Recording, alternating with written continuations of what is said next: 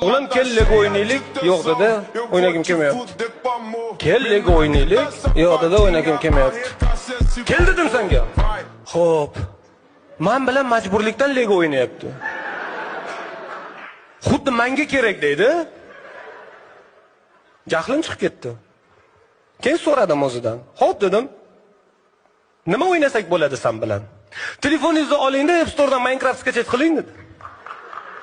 Minecraft ustanovka qildim telefonimga. Endi nima qilamiz o'g'lim desam, Wi-Fi dan kiring, meni uyimda o'ynaymiz. Stop. Xo'p, Wi-Fi dan kirdim, rostdan ana uyiga taklif qildi. Telefondagi uyiga kirdim, uchetasi uy qurilgan.